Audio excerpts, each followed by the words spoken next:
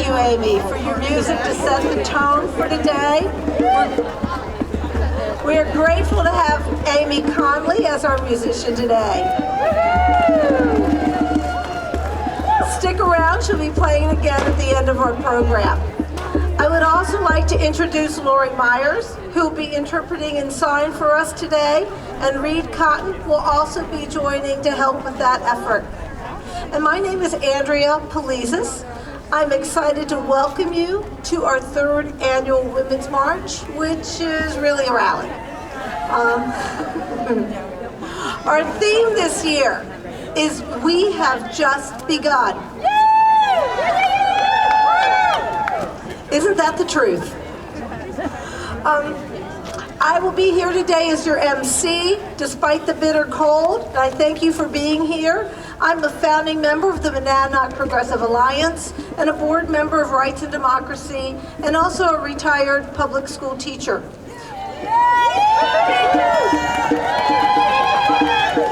We have an exciting lineup of speakers today. We're going to begin with Denise Pulio for our official welcome. Denise Pulio is here with her husband, Paul Pulio. Denise is a traditional Abenaki artist and is a Sago Moskwa of the Kawasuk Band of the Pennacook Abenaki people. Denise is a religious advisor for the United States Bureau of Prisons and provides indigenous religious services to inmates who are incarcerated in federal and state prison systems. As head female speaker, Denise is involved with all aspects of tribal governance. Despite the variety of indigenous endeavors in which she involves herself as an enrolled member of the Kawasuk Band, it is clear that Denise has one true goal in mind: the preservation of the Abenaki culture. She holds cultural workshops, lectures, and demonstrations at various tribal events, historical societies, museums, and colleges all over New England, reinforcing the continuing presence of the Abenaki today. Welcome, Denise and Paul.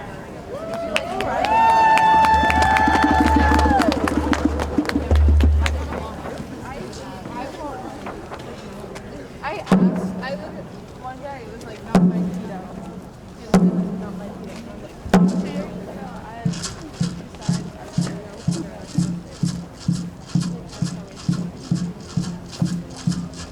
We baha, we guano san, we baha, we guano da, we baha, we guano da, we baha, we guano da, we baha.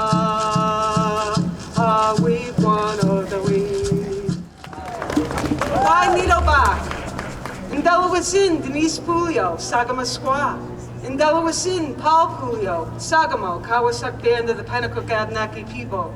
Nayuna, Aiyan, Alton, New Hampshire. Hello, friends. My name is Denise Pulio, head female speaker, and this is Paul Pulio, head male speaker and chief of the Kawasuk Band of the Pennacook Abenaki people, located in Alton, New Hampshire. We stand here today to thank Creator Kitsinuwask for this gathering and welcome each of you here to Ndakina, our Pennacook homelands, now known as Concord. We started today's festivities with a traditional Pennacook woman's welcoming song.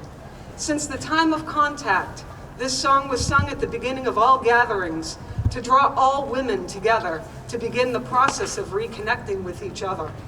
We sang Awi Baha, peaceful high, Awi Buano Sa, peacefully while the men are gone.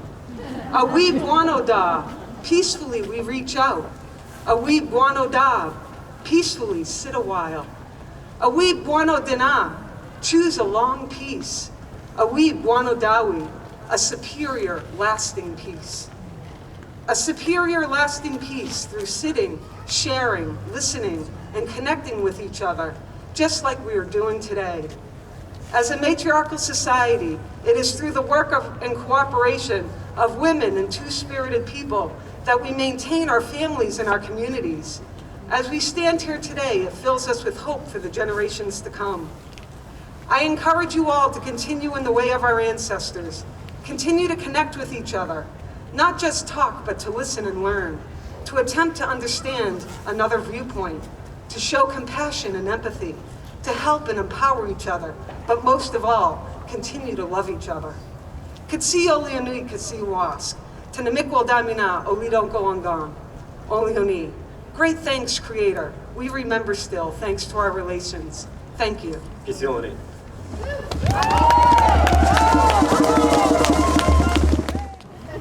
It is now my honor to introduce our next speaker, Senator Maggie Hassan.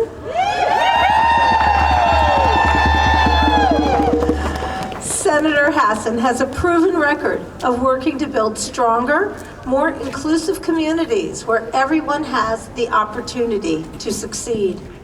In the Senate, she fights tirelessly for our priorities, including working to combat the opioid crisis, expand access to quality, affordable health care, lower prescription drug costs, and protect our environment.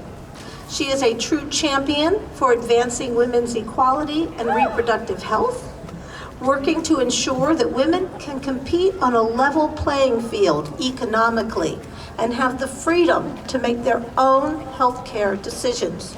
And she is doing everything she can to end the president's devastating shutdown and protect our workers and economy.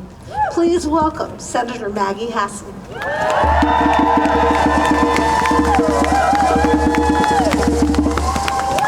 Well, good morning, New Hampshire.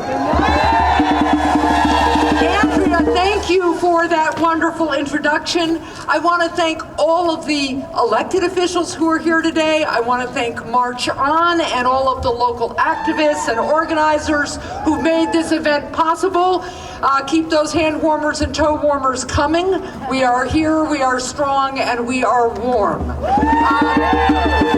I can't tell you how excited I am to be with all of you today. Right now, we are in the midst of a senseless government shutdown. It is hurting federal workers. It is hurting people who depend on government services, small businesses who depend on government services, all across our state and all across our country. And there is no better indication of Republican priorities than the fact that this week, Senate Republicans didn't bring up a bill to reopen the government, even though, by the way, the bills the House passed us are exactly the bills we passed unanimously back in December, right? But they wouldn't even put them on the floor. So what did they do instead? Well, they voted on a bill to limit women's access to health care services. That's what the Republicans in the United States Senate did this week. That's unacceptable, right? Yeah! We have to do better, right? Yeah! So I am working as hard as I can with my colleagues to reopen government. We need to reopen the government. We can continue discussions about effective modern 21st century border security, but we need to reopen the government now. And I will also keep fighting and working to ensure that women can compete on a level playing field economically, have the freedom to make their own choices. You know, I think about this a lot when we're talking about campus safety and the experience of women who are survivors of sexual assault. And when you think about it, hundreds of thousands of women go to college every year and end up being survivors of sexual assault. And there are now studies and research that show how that changes their life and how the collective impact of people dropping out of school or choosing a career path that maybe isn't quite as high wage earning because of their experience, how that impacts not only the individual, but the community and the economy. And that really speaks to why we are all here. We need to keep speaking up. We need to keep electing more women to Congress. Thank you very much. We need to focus on the fact that we are a democracy founded on the principle that every single one of us counts, and that means every single one of us. And that we need to do the work to ensure that we all control our own destinies, build our own lives, look out to our futures, and see what we think we can contribute and accomplish. And when each and every one of us is free to do that, there is no stopping us. That is what makes our country the best country on earth, and that's what we have to continue working for. Thank you so much for being here this morning.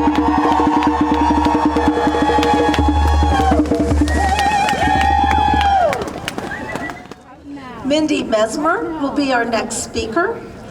Mindy has been an environmental consultant for 30 years and a small business owner for 20. She was elected to the New Hampshire State House of Representatives in 2016, representing Rye and Newcastle, after exposing a pediatric cancer cluster in these communities. She has worked tirelessly to accelerate PFAS remediation at the Coakley landfill, expose PFAS contamination elsewhere in New Hampshire, especially around the Saint-Gobain plant in Merrimack, and to pass important legislation to protect drinking water from arsenic and PFAS and prevent cancer. Mindy ran for Congress in New Hampshire's 1st District in 2018, elevating important issues relating to climate change and drinking water and the importance of scientists in policy making. Mindy is a member of the steering committee of 350 New Hampshire, a founding member of New Hampshire Safe Water Alliance, and a consultant to the Union of Concerned Scientists. Please welcome Mindy Mesmer.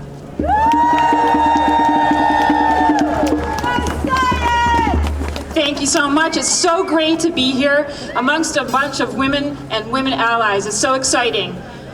I'm so excited also to be here with great women leaders speaking to you today, like Maggie Hassan, that started a task force immediately when we identified a pediatric cancer cluster on the seacoast, and Representative Andy Custer, who's worked tirelessly to expand access for veterans to health care.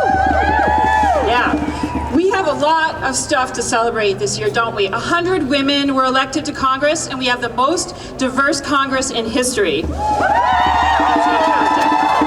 179 women ran for the State House and State Senate across the state of New Hampshire. That must be a record. In New Hampshire, we also had an unprecedented number of young people run for office. And the first 2 ever transgender women elected to the House. You'll hear from Jerry Cannon in a few minutes, my good friend. Let's take a pause and congratulate ourselves for our work, but let's keep working. We need to keep pushing up on that glass ceiling. There's more work to be done. As an environmental scientist for 30 years and a business owner, I know what it's like to smack your head on that glass ceiling.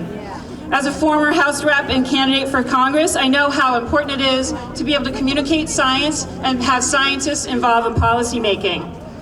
Throughout my work in the State House and my political campaigns, I've talked about the importance of climate change and protecting our drinking water.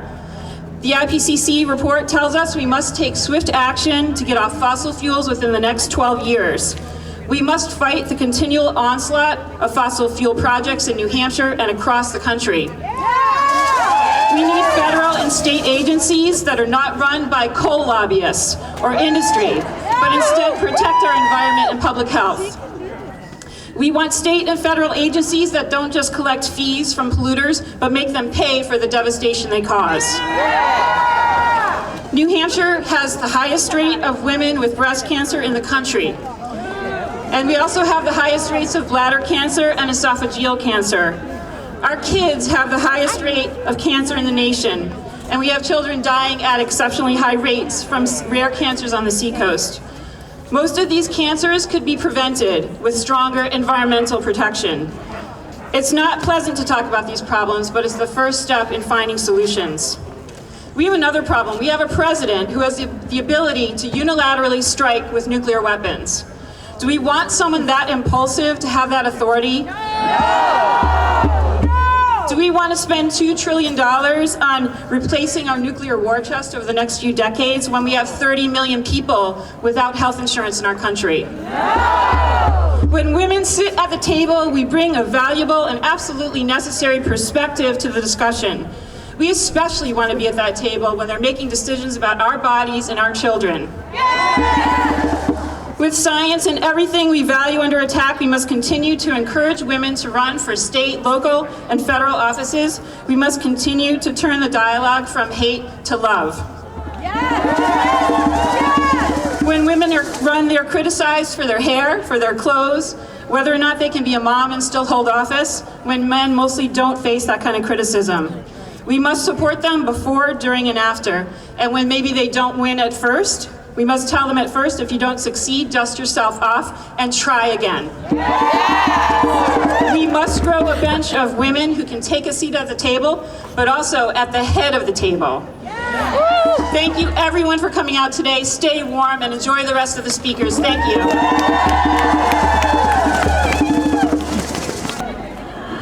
Our next speaker is Tiffany Roberts, lucky mom of 4 and wife, gymnastics coach, and proud resident of the Mount Washington Valley. Tiffany is dedicated to supporting other survivors of domestic and sexual violence. She volunteers with her local shelter, Starting Point, and is chiefly concerned with how we can work together to improve our family court and criminal justice systems to help make New Hampshire communities more just and safe. Welcome, Tiffany.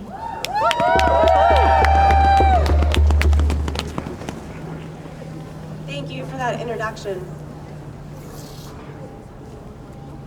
It's an honor to have a couple of moments to speak with you today about the issues of domestic and sexual violence. I was asked to speak to you as a survivor, but I know in a crowd like this, unfortunately, I'm far from alone. Because we know the statistics. We know that 1 in 4 women will experience domestic violence in their lifetime, 1 in 5 a sexual assault. Over the past couple of years, we've seen these issues come into sharp focus as more and more women bravely share their stories, lending their names, their faces, and their experience to these issues. Women in Hollywood, women in business, sports, and politics have all come forward. Here in New Hampshire, we've seen the same with survivors speaking out. So these days, we talk a little bit less about statistics like 1 in 4, and more about the women we know and their experiences, and that is progress. The sharing of these stories has precipitated some important national conversations, but we still have work to do. To illustrate that, I only need to mention cases like Brock Turner. Weak plea deals and inadequate sentences seem like the norm. Or Brett Kavanaugh.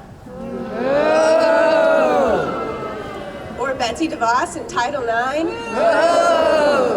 Can we agree that we still have more work to do? As I said, I'm a survivor. In January 2011, when my then husband learned I was serious about leaving, he emptied our joint checking account, leaving me without access to any funds. That's a common tactic used by abusers to prevent survivors from leaving. In fact, 98% of survivors of domestic violence also experience some form of financial abuse.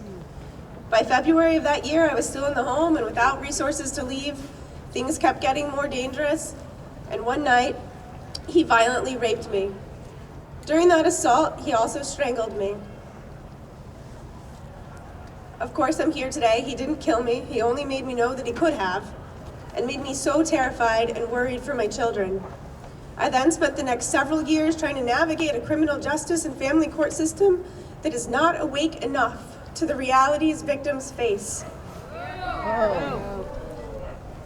Sadly, but I'm lucky. I'm here today, and I'm able to speak up for other survivors and with them, but sadly, many cases don't have the same ending. In late 2015, I learned that my childhood friend, Care, was killed, strangled to death by the father of her child, and her 2 girls now navigate this world without their loving mother. These painful stories survivors are sharing have awakened us to the realities of violence against women and have started these critical conversations, but now we must respond with action, because enough is enough. Yes. Yes. Amazing work is being done here in New Hampshire. The New Hampshire Coalition Against Domestic and Sexual Violence is working hard on many issues, one of which is to help victims of financial abuse find the resources to lead safe and independent lives. Personally, I plan to address some of the systemic issues we see in family court, and the ways that limit survivors from leaving. Advocates are working on prevention, combating teen dating violence in our communities. Many are vigilantly trying to protect Title IX. Our New Hampshire 13 crisis centers are providing free and confidential services to victims and their families around the clock. You can all be part of this life-changing and life-saving work. We all have a role to play, and I look forward to working alongside you to make New Hampshire more safe and more just. I look forward to a day when our children don't have to say, "Me too."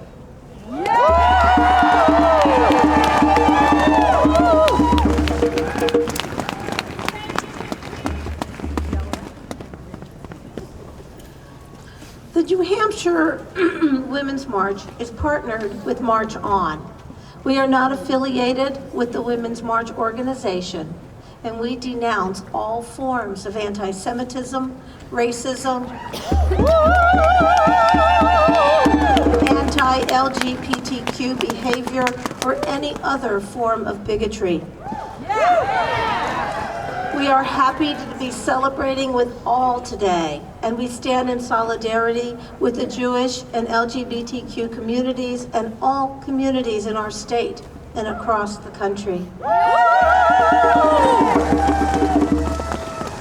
I'd like to ask everyone to join me in a moment of silence for those who cannot march today due to their role as a caregiver or their inability to take time off of work or their health.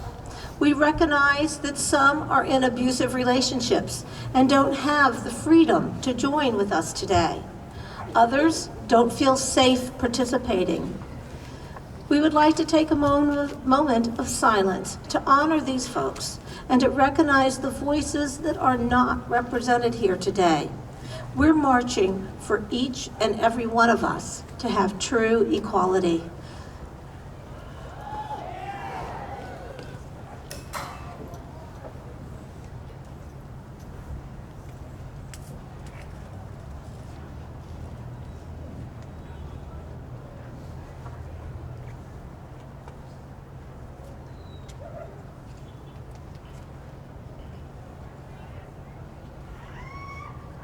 Thank you. I would like to now recognize Donna Susi of Manchester. Senator Susi is New Hampshire's Senate President, presiding over a body of 23 other senators and making her the highest ranking member of the legislative branch. She has a long history of public service, having served as minority leader, senator, state representative, Manchester alderman, school board member, and even the first female chair of the Manchester Fire Commission. She's a native Granite Stater who is passionate and committed to making New Hampshire an inclusive state that stands together to protect the progress we've made. We know that with the state under her tremendous leadership, we won't go back. Senator Susi.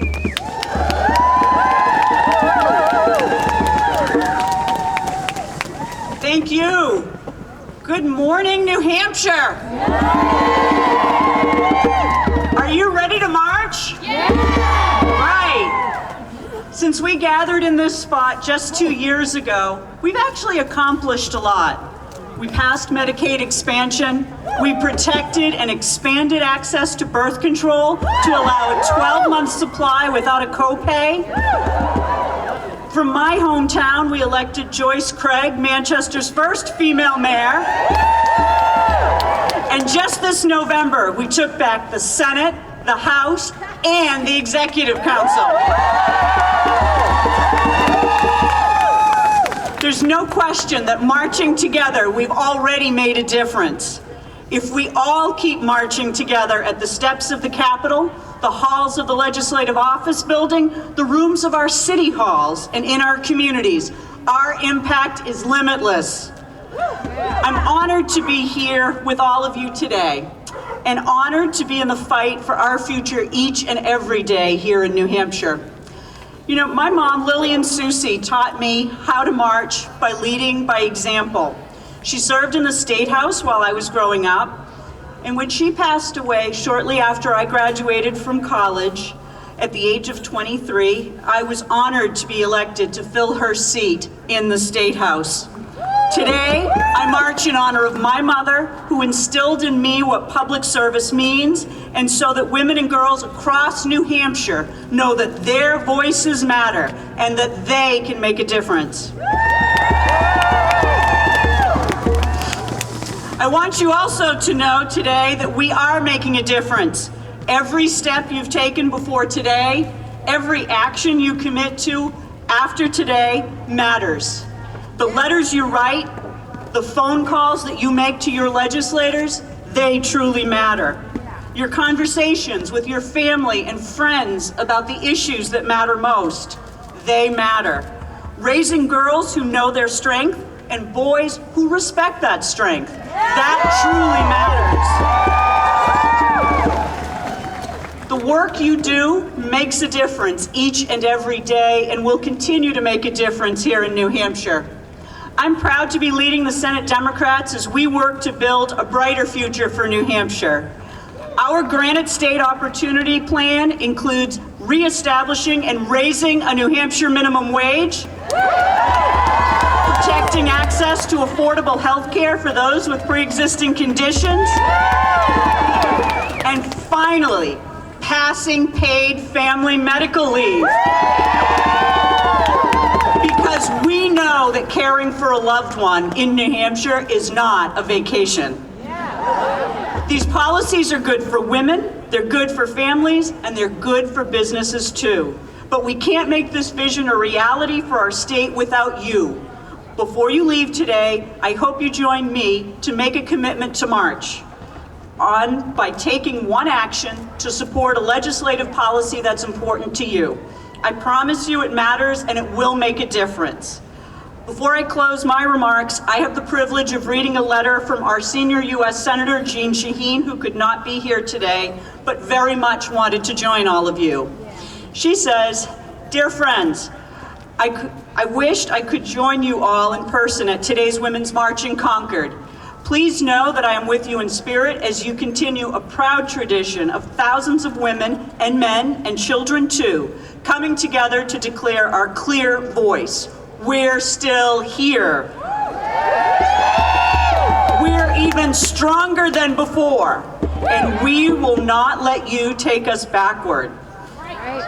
Since the first Women's March 2 years ago, countless women have stepped forward to demand justice and dignity for themselves and others, and continue the push for equal rights and opportunities. You all fashioned a future filled with hope, one in which oppressive institutional barriers have been weakened in favor of fairer and more inclusive structures. Today is an opportunity to celebrate how far we've come, but also acknowledge that our work is not quite finished. We deserve access to reproductive health care, free from attack and politicization by a Trump administration that's more concerned with pleasing a narrow political base. We deserve to live a life unburdened by threats of violence against our bodies. We deserve full enjoyment of civil rights and freedoms set forth in our Constitution. We deserve equal pay for equal work. Paid family leave and access to quality child care that doesn't break the bank. Women in America and across the world still encounter unacceptable challenges and adversities.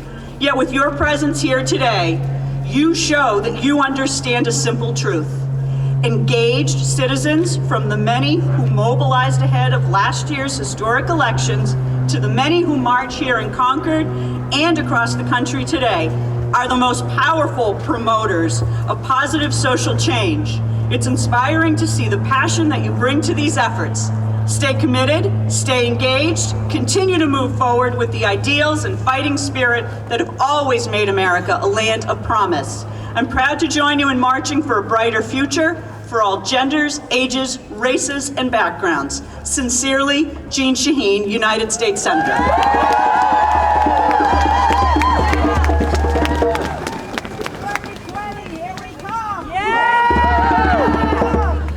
next speaker is Kathy Bates. Kathy is a respected advocate for people with disabilities.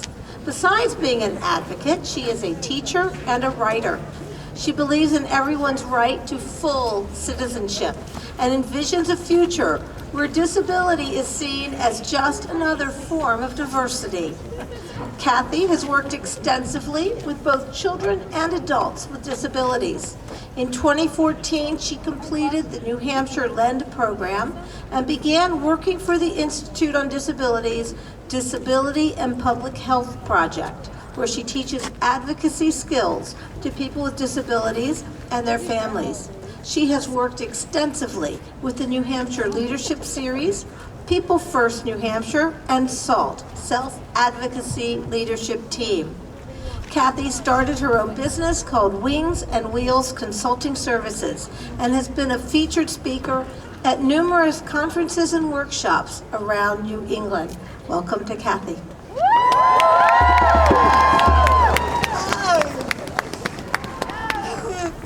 Do you like my sign? I do too. I don't like to be introduced to the woman I don't like to be introduced to the disabled woman because the fact that I'm a woman is more important than the fact that I'm disabled. I am a woman with a disability. Okay. Like she said, I'm an advocate, and I often say,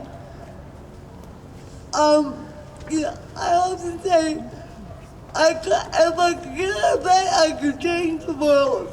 Well, what I want to tell you about today is getting out of bed is the most important part, and the people who work for me are mostly women, or are all women in my case, and direct support is a woman's issue because they make on average about $10 an hour, and I can change the world. I just have to get out of bed. And I got out of bed this morning, and here I am.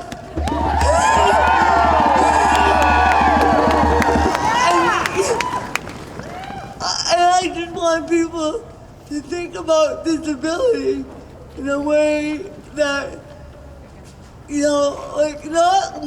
not if it happens, but when it happens, because disability never ever discriminates.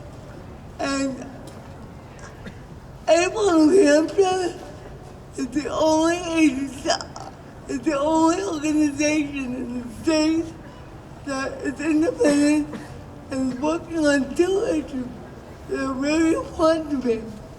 One of those is, raising the pay for people who provide direct support. I mean, I think people should be making at least $25 an hour. And they're making like 10. And people who are greedy don't want to make more than that. And they have access to insurance. And, everybody that works for me is a single mom trying to raise their kids. And that's just not fair. And the other issue is access to healthcare. People with disabilities don't have access to healthcare. I mean, there's a lot of reasons. One is that Medicaid doesn't pay for healthcare for adults, and the other is that dentists actually don't want to work on our teeth. I'm going to see my child at dentist. He's been my dentist since I was 10 years old, and he's about 80. And, he's gonna retire. So I need to find a new dentist. So I'm just telling you that these two issues are very important to me, and especially that personal care one. People need to make more money because it's an important job. Because, like I said, disability never discriminates. It could happen to any one of you. Today, tomorrow. Thanks.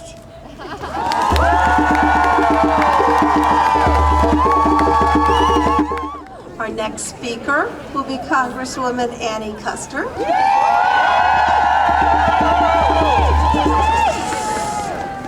She was first elected to the U.S. House of Representatives to represent New Hampshire's 2nd Congressional District in November of 2012. Since then, she has established a record of working across the aisle to get things done for her constituents in the Granite State. In Congress, Annie has prioritized efforts to increase economic opportunity for every New Hampshire family. A strong advocate for seniors, students, veterans, and women and their families, Annie has always been committed to fighting for the issues that matter most to Granite Staters, like increasing access to higher education and affordable health care. As a longtime community activist and former adoption attorney, Annie knows that the decisions women make regarding pregnancy are deeply personal and should not involve the government. It is necessary that we have leaders in Congress who have this perspective and who understand the vital importance of reproductive rights to women's full participation in our society. Annie graduated from Dartmouth College in 1978 as part of the college's 3rd class that included women students, and from Georgetown University Law Center in 1984. Annie was born and raised in Concord. Her late mother, former state senator Susan McLean, was a pioneer for women in New Hampshire politics. We welcome Congresswoman Annie Kuster.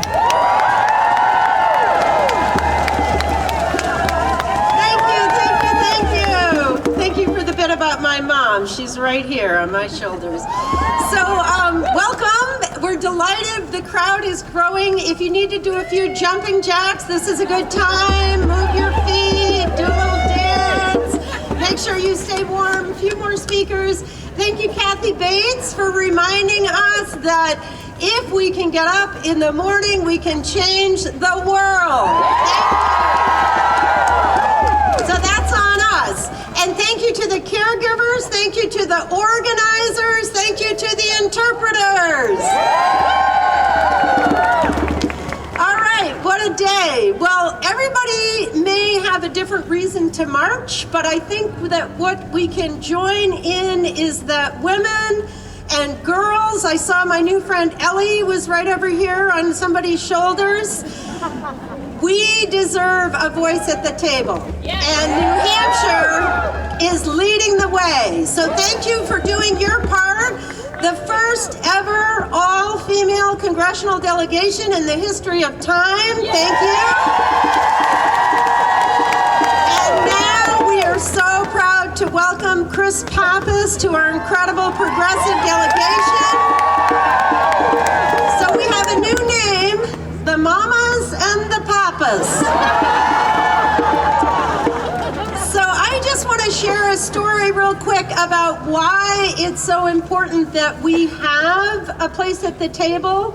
You may know that we have just been joined in the House and in the Senate with an extraordinary group of new members of Congress. And we have taken over the U.S. House of Representatives. We are now almost half women in the Democratic caucus, I'm proud to say.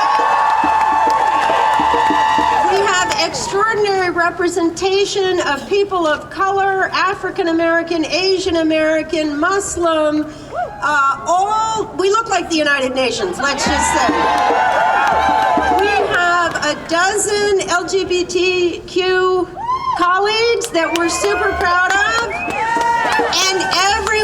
those people is now bringing America's voice to the United States Capitol where decisions are being made. And so you have someone who looks like you, thinks like you, cares about you at the table.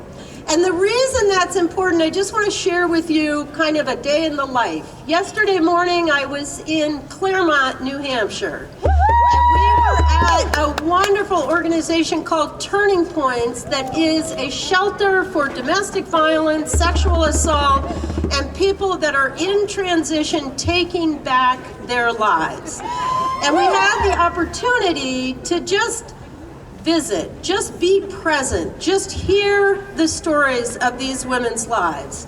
And it was extraordinary. Women with very young children, a 7-week-old baby who had tried to leave her abusive spouse several times before, and now she's fighting for her life and for her children's life.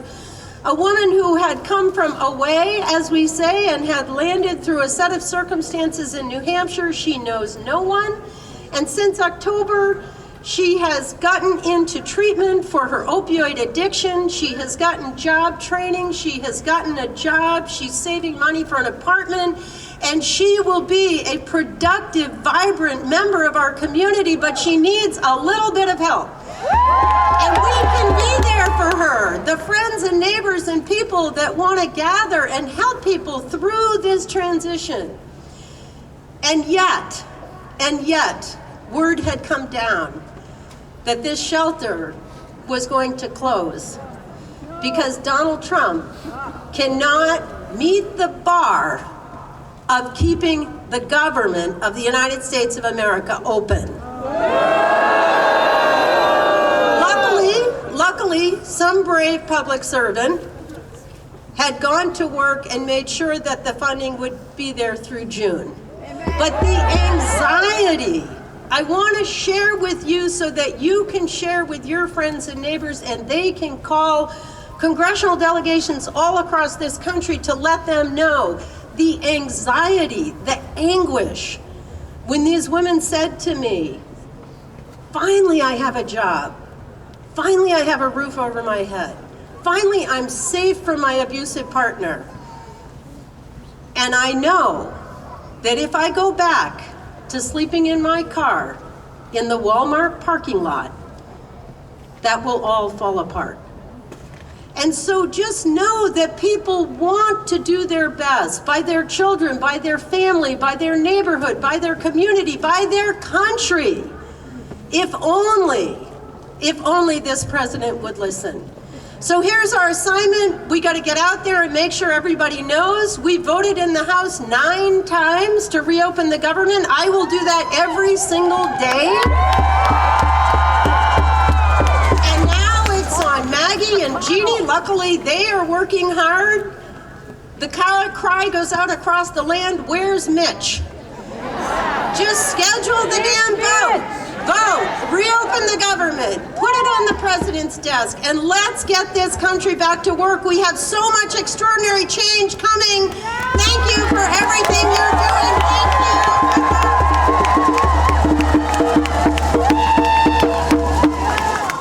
Thank you. I'm pleased to introduce our next speaker to the stage, who is our newest Granite State representative in Washington.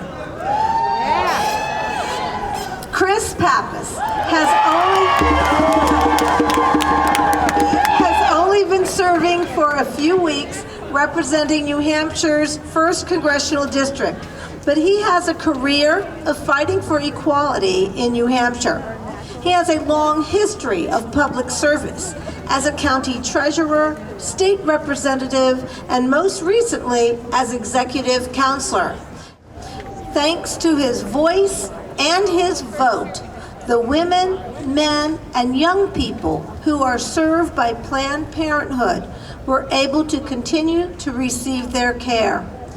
Congressman Pappas is the first openly LGBTQ New Hampshire congressperson. It is my honor to introduce Congressman Chris Pappas to the stage.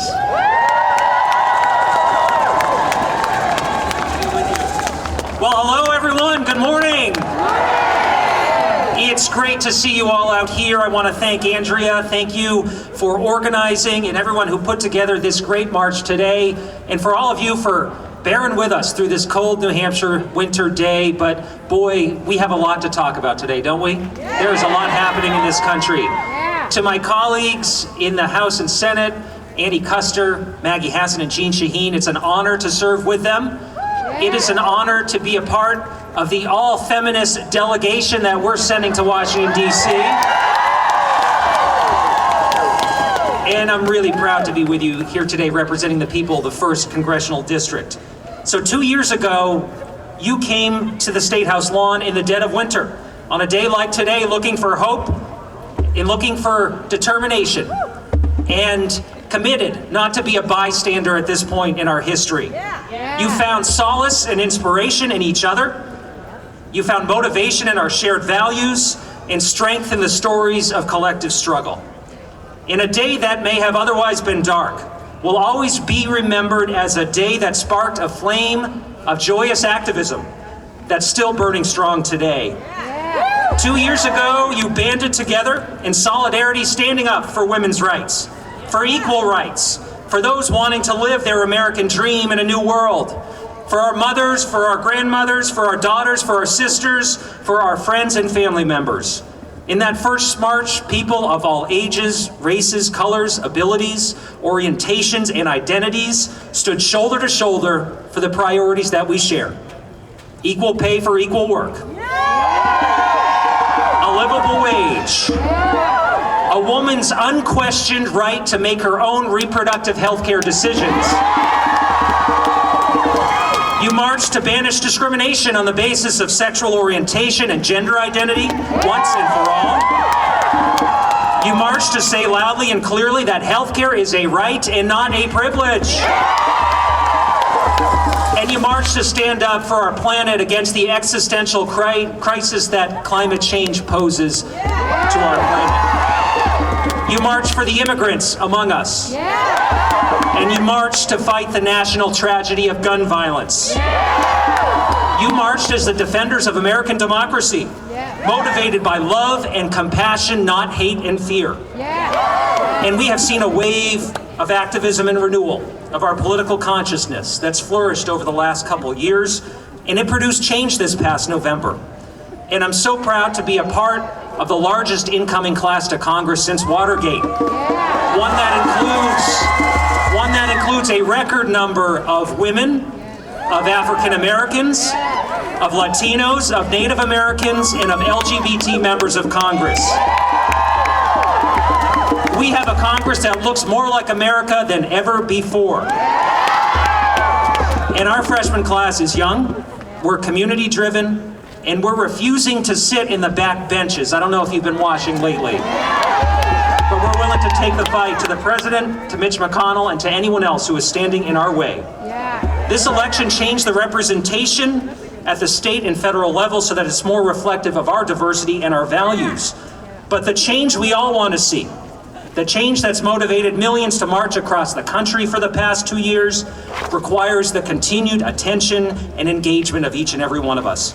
We've got to all continue to push ourselves in the halls of Congress, in the halls of this State House, on the streets, because change isn't going to materialize on its own. Now, there's no greater reality check than what we've been facing the last 29 days with this shutdown that's the longest in American history. A shutdown that's been brought upon us by President Trump and Mitch McConnell. This is bringing painful impacts to families and individuals across our country. From federal workers who are going unpaid, to funding that will soon run out for WIC, SNAP, the Office of Violence Against Women.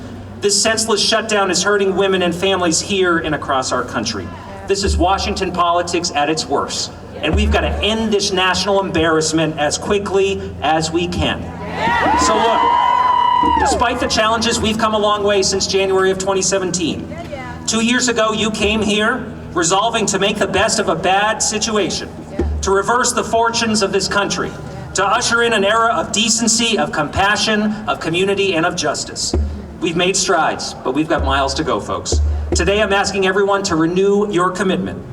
to stay out there, because we can't give up now to turn in or forsake any of the progress that we've made. So I urge you all, keep marching. You ready? Because 2 years from now, if we maintain our sense of purpose and of optimism, I know we'll be standing here celebrating a new president. And we'll be celebrating a Congress that's willing to work with her.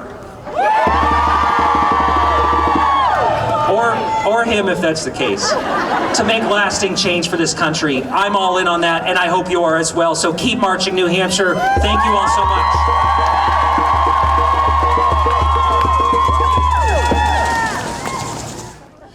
Our next speaker is Deborah Opamola. She has advocated for her son and others who experience disabilities.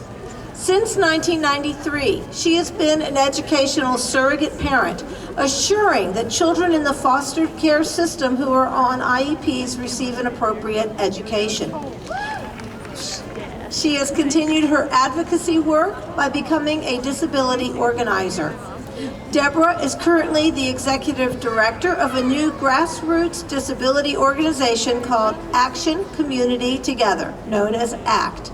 Deborah joined the Poor People's Campaign, a national call for moral revival, and she is now a tri-chair of the New Hampshire Poor People's Campaign. Please welcome Deborah Opamola.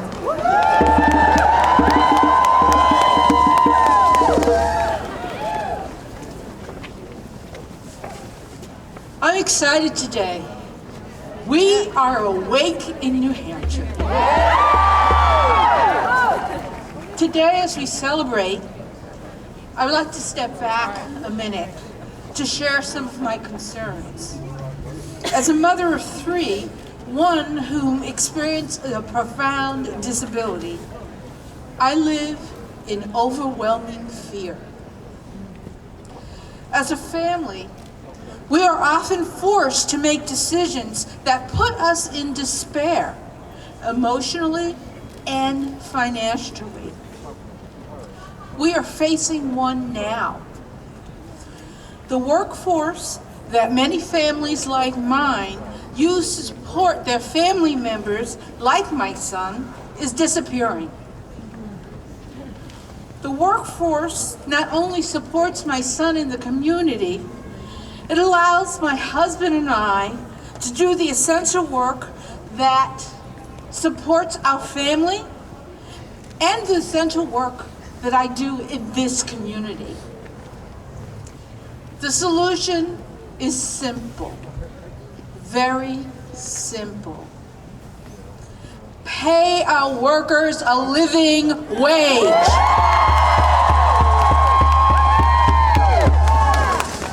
Enact legislation that will raise the minimum wage to $15 an hour. Not over years, now! We already know $15 an hour is not enough to afford a 2-bedroom apartment in New Hampshire.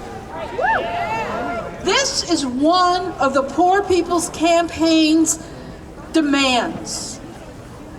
50 years ago, the Reverend Dr. Martin Luther King and many other leaders launched the Poor People's Campaign to tackle the pervasive problems of systemic racism, poverty, and militarism. By many measures, these interrelated problems are worse today than they were back in 1968. And if you add climate change and ecological devastation, the urgency is even greater. The good news is the Poor People's Campaign, a national call for moral revival, is resurrected in 42 states. We are one. We're a tidal wave across this country of moral change.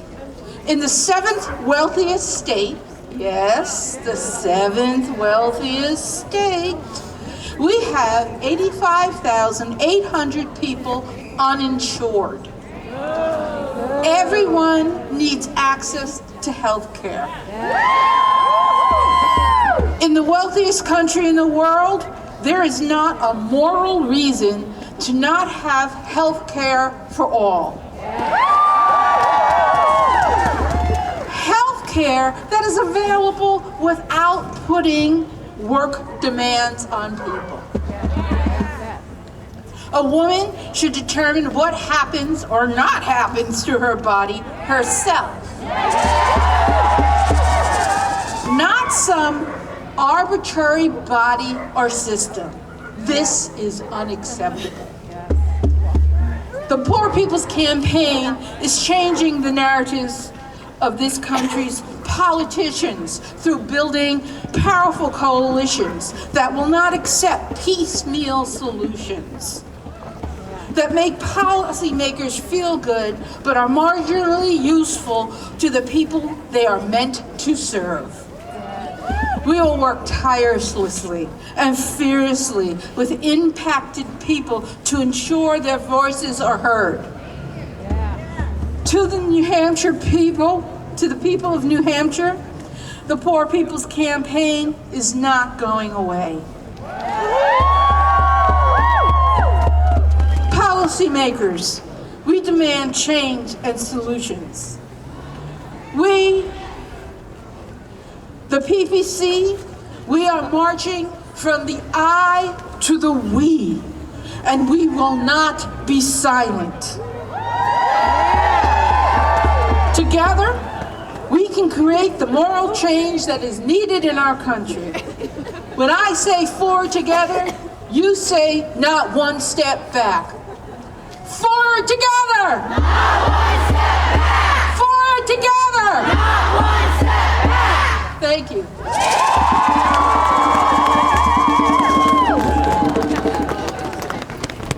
Our next speaker is Representative Jerry Cannon. Representative Cannon is a freshman Democrat from Somersworth who also serves on the Somersworth School Board. She, along with Lisa Bunker, were elected alongside each other as the state's first transgender state legislators. Jerry is a council member of PFLAG New Hampshire, supporting LGBTQ people, their families, and friends. She is a member of the New Hampshire Conference of UCC Churches and their Open and Affirming Committee. She speaks about what it means to be a transgender person and a New Hampshire resident in our society. She seeks to make a difference in our world by helping others with gender differences. She speaks for those who are unable to share their voices. Please welcome Representative Jerry Cannon.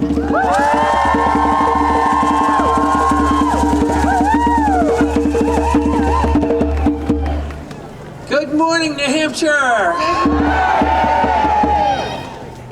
I'm so glad to be out here in front of you, sharing my voice. It's what I do well. When I was younger, I was taught that we lived in the land of plenty. I was taught that if we worked hard and treated each other with respect, we would achieve great things.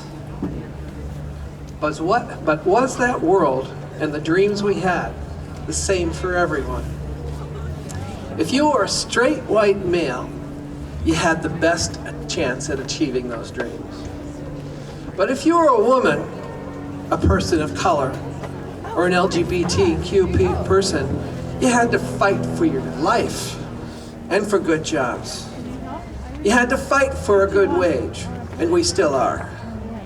You had to fight for your safety, and we still do. Today, our country and our world are a mess. For many of us, the dreams we had have come and gone. There was so much to do to bring our country and our world together to address worldwide problems that threaten our very existence.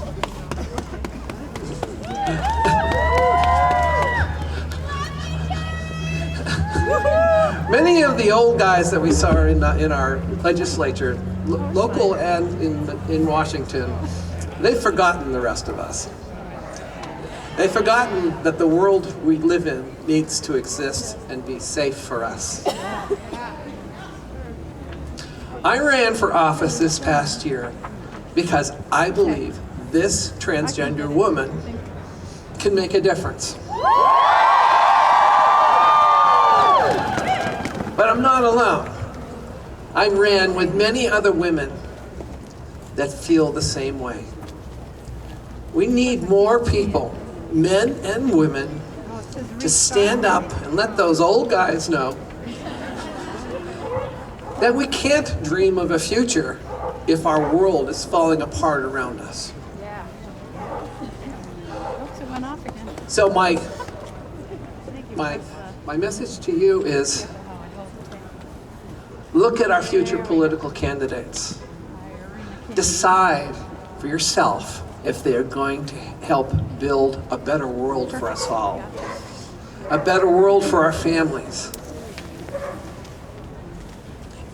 And you need to vote for those people who will. And then, if you don't see anyone you like, and they don't agree with you, get your act together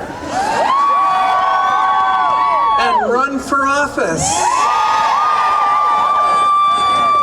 And you don't have to do it alone. There are plenty of us that will help you do it. I know, because I had plenty of people help me run for office and win.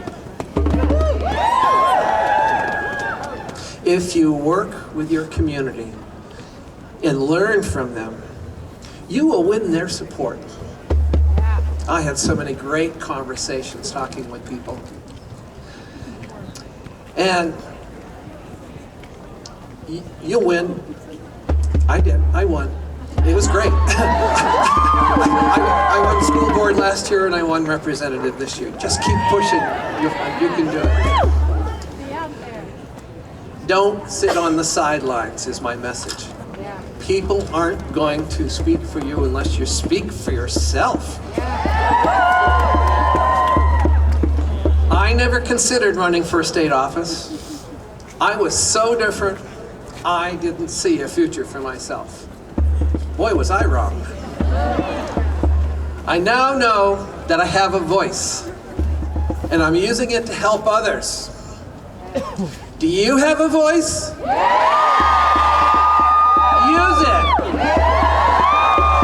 We need more women in office. How about you? Thank you.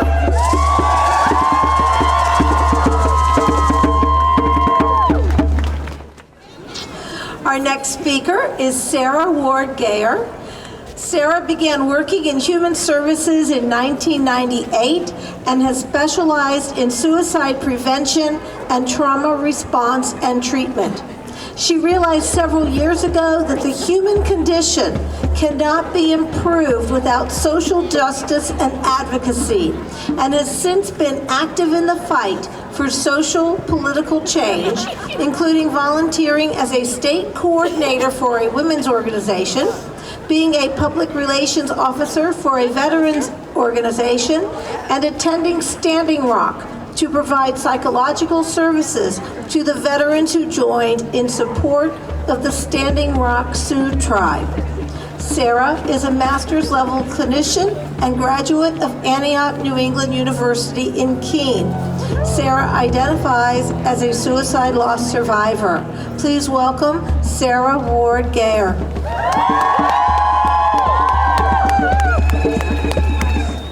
Thank you so much for having me today. Please do not boo. I am not from New Hampshire. I hope someday I will be, though. I gave a tremendous amount of consideration to what can I say that would be meaningful in about 3 minutes to a bunch of incredibly powerful folks from New Hampshire standing in frigid weather wanting to march for women. And I thought about talking about the increases in suicide rates that we've seen across the country since about the year 2000. And then I thought about talking about the fact that we have a incredibly devastating lack of psychiatrists in this country, some people waiting more than 6 months to see a psychiatrist. And then I thought maybe I should talk about the fact that around the country we're losing more and more psychiatric beds, which is part of what's leading to so many Americans finding themselves in prison. And all of those things are near to my heart and so important. And then I thought, I have so little time, and I have another message that's just as important. And that's about our own mental health and our own self-care. Sometimes self-care is fun and sexy, like getting a pedicure or going for retail therapy. But sometimes self-care is not so much fun, like our annual mammogram or our physical. This year, I did the right thing and went to my physical. And as I was sitting with my doctor, I realized quickly that she was asking me questions that are part of a brief depression screening. And one of those questions is, do you find that you aren't enjoying things as much as you used to? And I had to think about that for a minute. And I said, you know, Doc, I'm not enjoying things as much as I used to. But I don't think it's because of depression. I think it's because it's hard to sit at a little girl's softball game and feel really excited and enjoy it the way I used to when I have a president who boasts about grabbing women by the... It's hard to enjoy the Jewish holidays with my friends and family when for the first time in my life I see neo-Nazis marching through the streets so brazen that they don't even have to cover their faces. It is hard to enjoy a night out with the girls when I know that for the first time in American history, my generation will not live as long as my parents. And the three reasons underlying that, or three of the reasons, is the increase in suicide deaths, the increase in opioid deaths, and the increase in alcohol-related deaths. It is hard to enjoy things the way that I used to. And then I heard one of my supervisors who talks often about how we have to think about self-care the way the airplane industry tells us of our oxygen masks. They say before you try to put the oxygen mask on someone else in case of an emergency, make sure it's on your own face. This isn't in case of an emergency, my friends. I know when we stand here together, we feel this sense of unity and we feel excited, but the truth is, day after day, when we watch the news, and instead of being outraged by the fact that men are sexually assaulting women, we see ads for Gillette where people are mad telling men to be better. It's hard to stay connected. So my call to action to all of you is to wake up every day and make sure you have your oxygen mask. Thank you.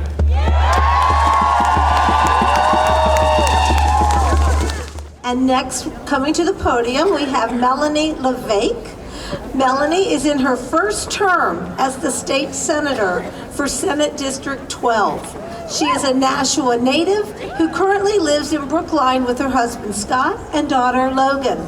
Senator LeVake is the first woman of color to serve in the New Hampshire Senate.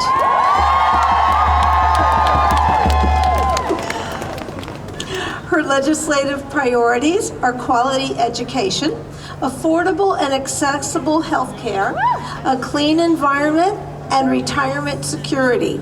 She is the chair of the Elections Law and Municipal Affairs Committee and also serves on the Senate Transportation and Judiciary Committees. As a businesswoman, she is the president of TCS of America Enterprises, a communications consulting company, and serves on the Hollis Brookline School Board and on several community committees. Prior to her election to the Senate, Senator LeVake served in the New Hampshire House. Please welcome Senator LeVake. Well, hello everybody. It's so exciting to be here with you. I want to say that one of the best things about these rallies, actually two. First of all is the signs. There's some really amazing signs. And I'm watching the sign with the women on the mountain, the one that says, turn it around, when sleeping women awake, mountains will move.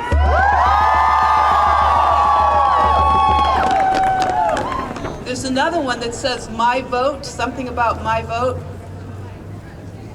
There's another one about voting, and there's another one about how strong women make strong daughters. They're all great signs, and they're great messages. So in January of 2017, millions of women around the world took to the streets in response to the election of 2016. I attended the Women's March in Boston, where over 175,000 people, men, women, and children, attended. They were holding signs for every cause that you could imagine. I was elated that so many people were engaged, that they were woke. It's cold on my It's right there. really nice. I was a 3-term state representative coming off of a devastating loss in 2016 with a desire to continue my service. I wondered how we turn all of this movement into action. For me, it was running for the school board in Hollis Brookline. I ran for that position and I won. It was an opportunity for me to give back and do public service, protect our public schools, and care for education. In 2018, I ran for state senate. I knocked on a lot of doors, attended a lot of functions, and met so many good people. I won that election, and I am one of the many firsts in the election of 2018.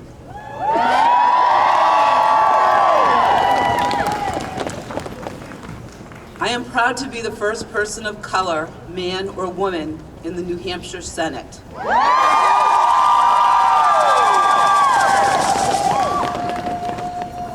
I believe that it's important that we all have a seat at the table. It's important that we all have examples to look up to and have role models. It's important for young people to be able to emulate people like them. And it's also important to see what they can be.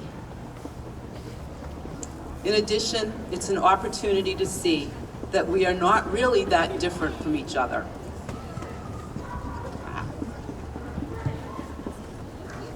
Okay. I'm proud to serve my district and my state in the Senate, where I am the chair of election law and sit on judiciary and transportation committees. Election law is critical because it is about our fundamental right to vote, our opportunity to voice our values and impact the policies that shape our lives, from education to health care, a women's right to choose, the ability to make a living wage, and fighting for the serious effects of climate change, and so much more. We know that through our actions, we can change the trajectory of our country. By being involved, not complacent, is how we create change. Martin Luther King Jr. said, "Our lives begin to end the day that we become silent about things that matter." We are all here marching today and will continue to march to let the state, to let our country, and the world know that we will not be silent about things that matter. We will march and we will be engaged. We will be advocates. We will run for office. And when the time comes, we will vote to protect what we hold dear. So stay strong, New Hampshire. Thank you. Our next guests, Ruby Carr and Shannon Jackson, are high school juniors at Cove Brown Northwood Academy and are co-founders of the New Hampshire Social Justice League. Together, they helped coordinate the March of Our Lives rally, which was right here in the State House in March. This student-run rally drew over 4,000 people marching for gun violence prevention. They also helped coordinate the March on Our Senators, which was a 400 student-strong youth lobby day on gun violence prevention at the State House. Please welcome Ruby Carr and Shannon Jackson.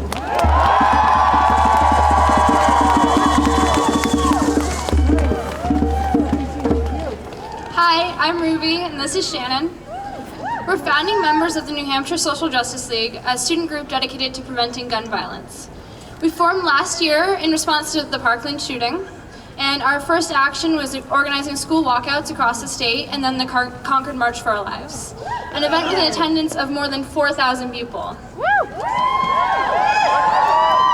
That was when we knew this was the start of something big. Just like the Women's March, people thought it was a one-time thing, but it's not just a moment, it's a movement. Here we all are for the third year in a row at the Women's March, and we all know it's only just begun. In fact, last year we heard gun lobby politicians say that students just wanted to walk out of school for the day, or that we didn't know what we were standing up for. But we know what we're here to do. We're here to save lives. We went from a 4,000-person March for Our Lives to organizing a 400-strong youth lobby day called the March on Our Senators. And just a few weeks ago, we were there on the first day of the legislative session for the New Hampshire House and Senate to remind our politicians that as long as our classmates are being gunned down in their classrooms, we're going to be in the State House and in the streets and in the Congress calling for action.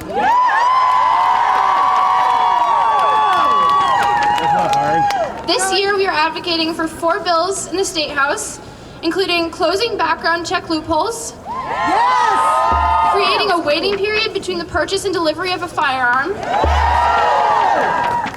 passing an extreme risk protection order, and finally ensuring that we have gun-free schools. These bills all have a promising amount of support from our state legislators, but we're going to need help from all of you to get them over the finish line. You won't be alone. The need for common sense gun violence prevention laws is becoming to hit closer and closer to home for many people as the number of mass shootings, especially school shootings, continues to skyrocket in the United States. In fact, it became too big of an issue to ignore a long time ago, but with more and more families affected every day, the inaction of our politicians is inexcusable. Since Sandy Hook, more than 7,000 children have been killed by gun violence. It is the second leading cause of childhood death in the United States. Our generation has grown up with school shootings and lockdown drills and being taught how to triage the bullet wounds of our classmates. We aren't going to put up with it anymore. In our amazing state, there are very few common sense gun laws and regulations. The governor and attorney general believe that gun-free school zones cannot be enforced by local law enforcement. Constitutional carry has been in effect since last year, and that allows dangerous individuals to legally carry hidden loaded weapons. The gun lobby tells us we should feel safer now. I don't know about you, but I feel less safe than ever before. Especially in my place of education, where school resource officers and local police departments are being told that they cannot act when a community member carries a gun into my school. Why are stricter gun laws the best first option to preventing gun violence and keeping our country and state safer overall? Let's turn our attention across the Pacific to Australia. In 1996, a mass shooting occurred there. The government immediately took action by enacting stricter policies surrounding firearms, such as banning automatic and semi-automatic rifles and shotguns, and also bought back a number of guns. Since then, Australia has experienced only a few mass shootings. The United States also experienced a mass shooting in 1996, and according to Mother Jones, there have been another 86 since then. An even greater example is our friend the United Kingdom. They also decided to buy back firearms in 1996 after a devastating school shooting.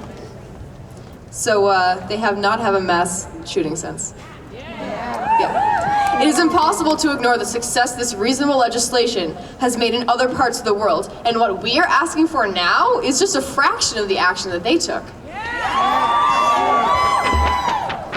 The reason there is such a problem with gun violence in our country is because we have too many politicians in the pocket of the corporate gun lobby. After every mass shooting event, the gun lobby continues to ignore the fact that guns may be an issue. Despite the fact that there is an obvious common theme with these shootings, there are politicians who would like to keep their guns without restriction or continue to receive money to insist that it's not the gun, it's the person. These are the politicians who give their thoughts and prayers after every mass shooting, even though we all know that thoughts and prayers are not enough. We need action and change. Since the Parkland tragedy, we have come a long way. Several praiseworthy U.S. companies have cut ties with the NRA. Bump stocks, the device which increased the firing speed and number of casualties in the Las Vegas shooting, were thankfully banned through a regulation issued by the Justice Department. And you, amazing humans. I say you because unfortunately it will be a few months still until I can vote for my own future. You elected gun sense candidates to the State House and U.S. Congress this year, and who are going to side with the majority of Americans, over 70%, who want common sense gun violence prevention laws. I want to thank our congressional delegation, specifically, for the support of our cause and for sponsoring stronger public safety laws. With all of the amazing progress we've made on this issue over the last year, we're proving over and over again that we aren't going away anytime soon. They better watch out because now the youth are involved, and we won't let up until the change we need has been made.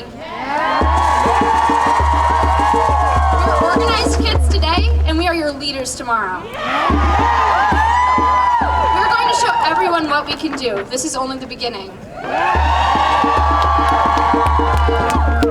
Peace and make America safe again.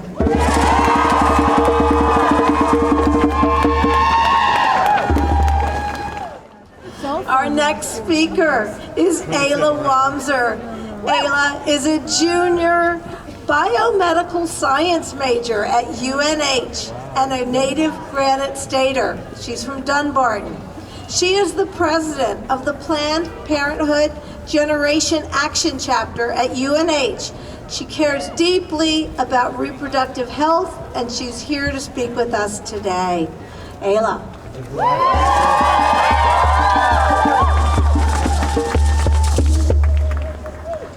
Hello, my name is Ayla Wamser.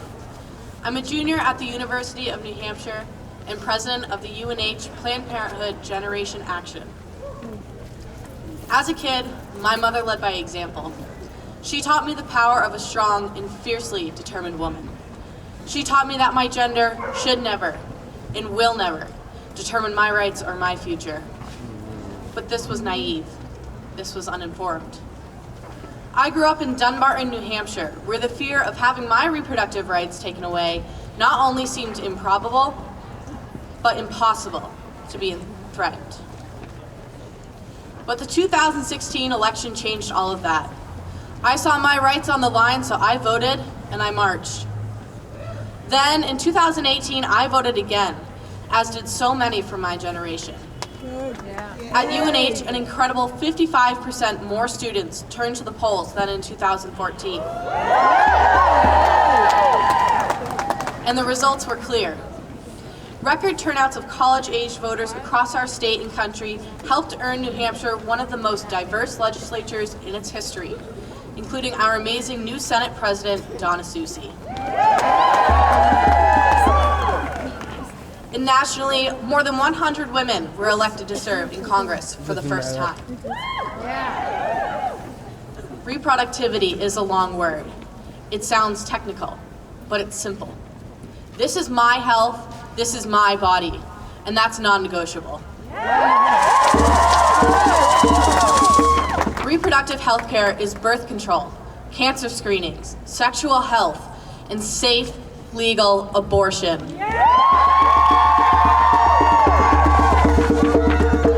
Women should be making decisions regarding their own bodies, not politicians. Last year, I became involved with Planned Parenthood Generation Action on campus at UNH. I saw it as an opportunity to voice my concerns and take a stand. This group unites women on our campus by empowering us to stand up for women's rights, sexual freedom, and against social injustices. We show up, speak up, and bring attention to the key issues women in America face every day.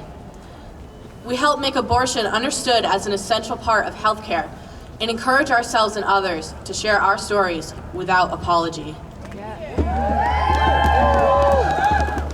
I want to be a voice for my generation. I want to speak up as a strong woman, as a young woman. Young people make up half of the voting population in America. We hold the power to swing an election. In 2016, we made that very clear, and we're ready to do it again in 2020.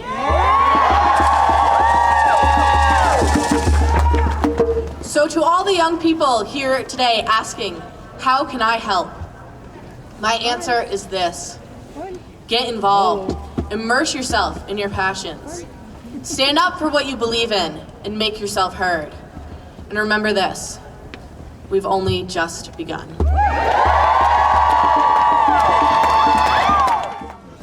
Our next speaker is Jen Alford Teester, a New Hampshire native. That's it? That's all? Yeah, let's bring a New Hampshire native. Jennifer Alford Teester is a geospatial research project director at the Geisel School of Medicine at Dartmouth College. Jen has spent her career studying geographic access to healthcare services with a particular focus on rural cancer care services in New Hampshire and Vermont.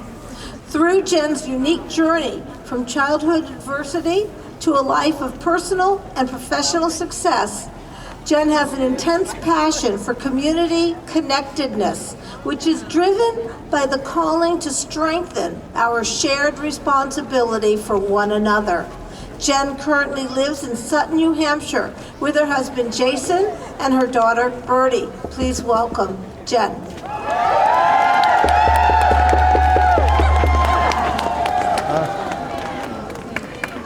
That's better, but I think you could do even better than that, people. It is cold. Wow, what an exciting morning. Thank you so much for being here. I mean, you literally could be anywhere this morning getting ready for snowpocalypse, but you are here. Yeah. That is a show of your commitment to one another. It is a show of your commitment to your values. So thank you so much for showing up.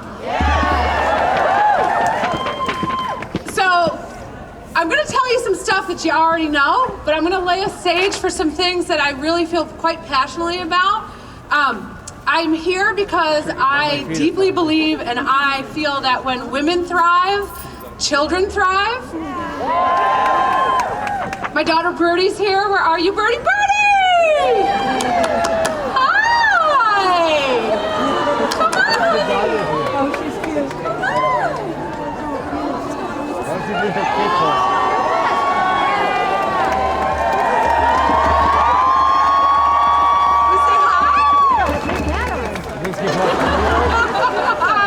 When women thrive, families thrive. Right? Yes. When women thrive, our economy, our communities, and our state thrive. Yes. So I'm standing here in the midst of all of you, and I'm here because I want to share with you that I grew up in this beautiful state. I grew up with a single mom who had 3 kids before she was 18 years old. Yeah. I mean, I have 1 kid, and at night sometimes I'm like, how would I do 2 other kids? I don't know. But women do it. They do it. And so we lived in a small apartment with my grandmother. We lived in poverty my entire childhood. And they truly gave their all to make sure that us kids could have more. And my grandmother died poor. She literally worked into her 80s until her fingers could no longer function. Wow. My mother has been experiencing intermittent homelessness my entire adulthood because these women gave their all for their families.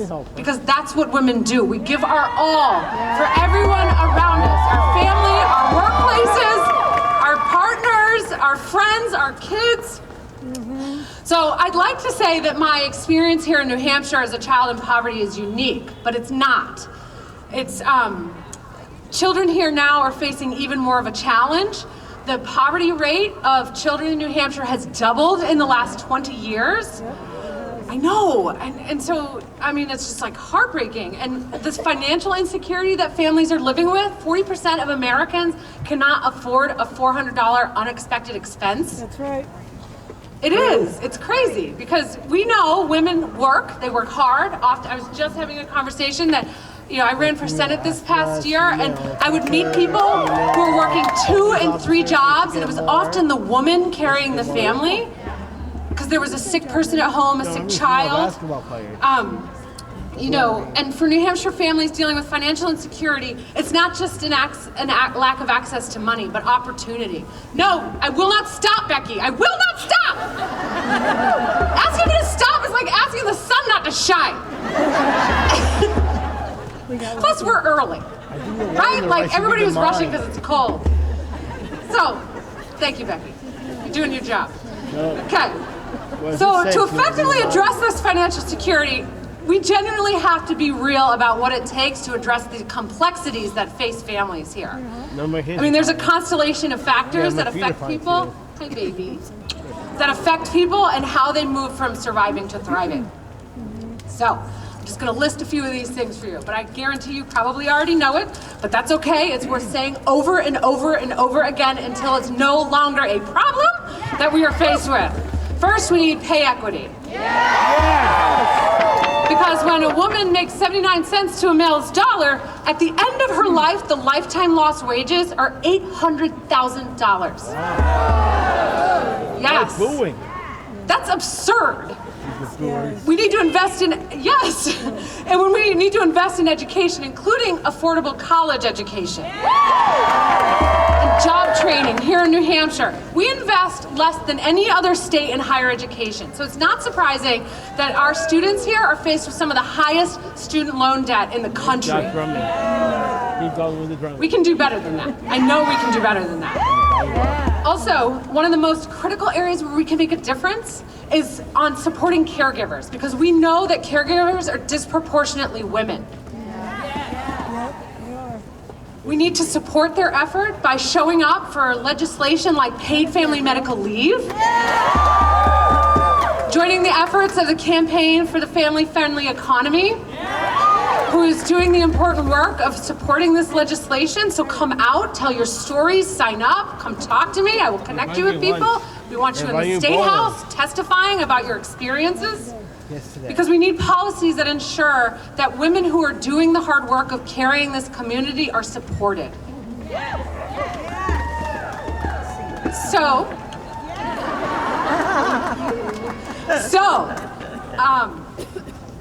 Lastly and importantly, one thing I want to draw attention to that I found that when I was reading through the speech and we were working on it, that I wanted to be very clear that we often advocate for women referentially, saying, well, if you help a woman, it helps you.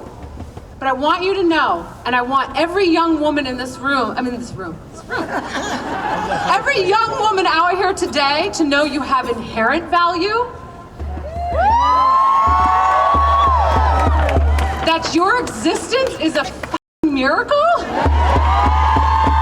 and you deserve to be appreciated for what you bring just by being here. So please keep fighting and working and voting for policies that help New Hampshire women. Fight for the little girls and boys who are watching us build their future communities, because we are building this future on the power of love and our shared commitment to one another. So right now, here and now, let's make a promise to one another, okay? Let's promise to march into this future with the energy of that commitment to ourselves and our communities and our families, because we've truly only just begun. Thank you.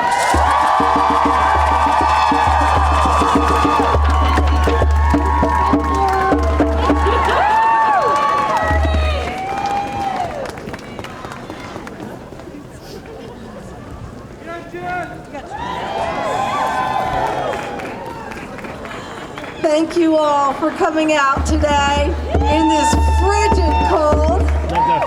we have only just begun. We had much to celebrate today, such a change from when we first joined in January of 2017. 2 years ago, we united in raw shock and anger, and together we formed a sisterhood that pledged resistance to the incoming administrations, both state and federal. But over the last 2 years, our resistance has transformed into a far more potent and positive form, activism. We rose together for what is right and good and pure. We put our dreams on the line, bright and hopeful visions, which contrasted with the fear-mongering of our counterparts. We worked towards the future while standing our ground in the present. We sought to protect the ACA while we simultaneously built a platform for Medicare for All. We fought against pipelines and environmental degradation while we worked in our cities and towns to build resolutions to transition to clean, sustainable energy sources. We are moving towards the future of our dreams, to the just and safe world that we all want to live in, where we no longer have a Me Too movement. We are an army of peacemakers armed with fiery hope and the willingness to do what must be done to bring it to fruition. There is so much to do, and we have only just begun.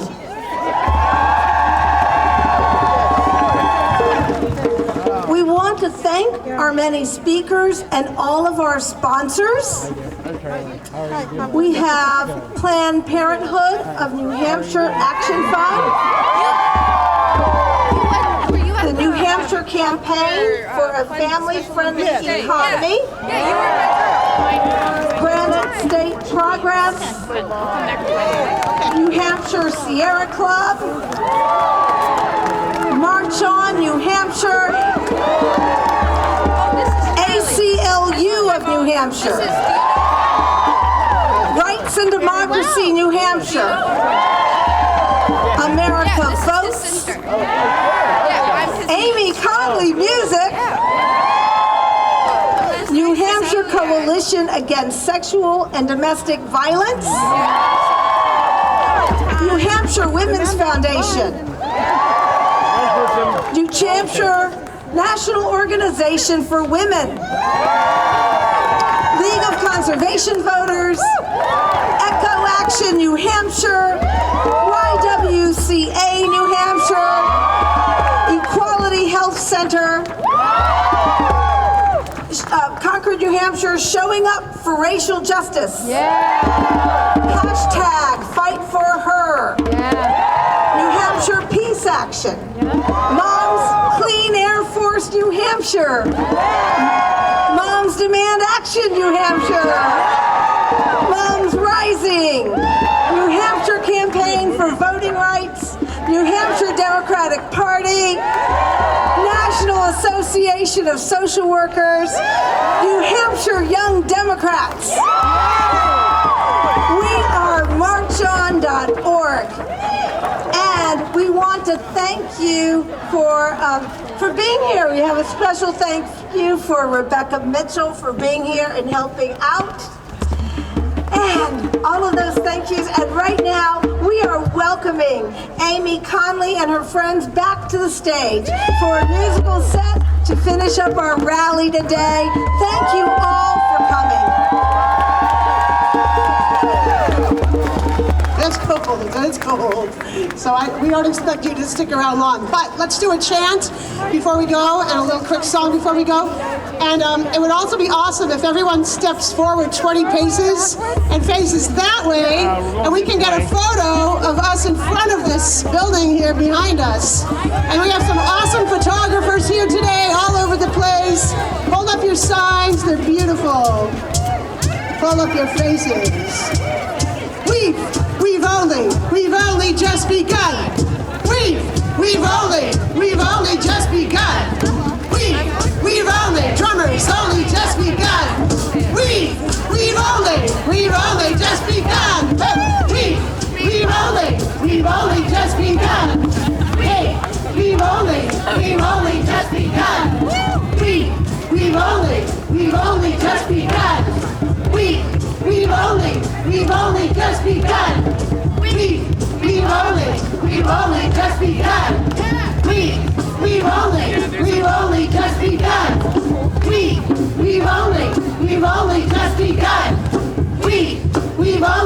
We've only just begun.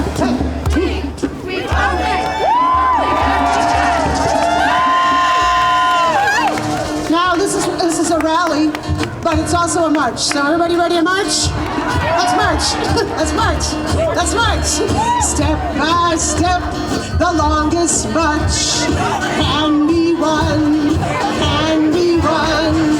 Many stones can form an arch. Singly none. Singly none. And by union, what we will can be accomplished still. Drops of water turn a mill. Singly none, singly none. Step by step, the longest march can be won, can be won. Many stones can form an arch. Singly none, singly none. And by union, what we will can be accomplished still. Drops of water turn a mill. Singly none, singly none.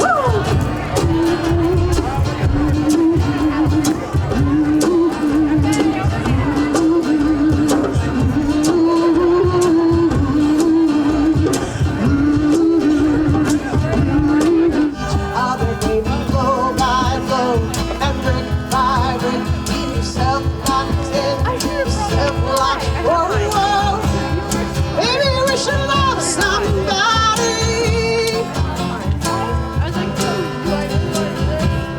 Maybe we could care a little more.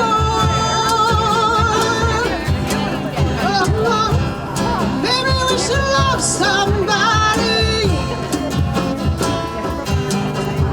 Instead of polishing the bounds of holy war. If sex was holy and war was obscene, and it wasn't twisted,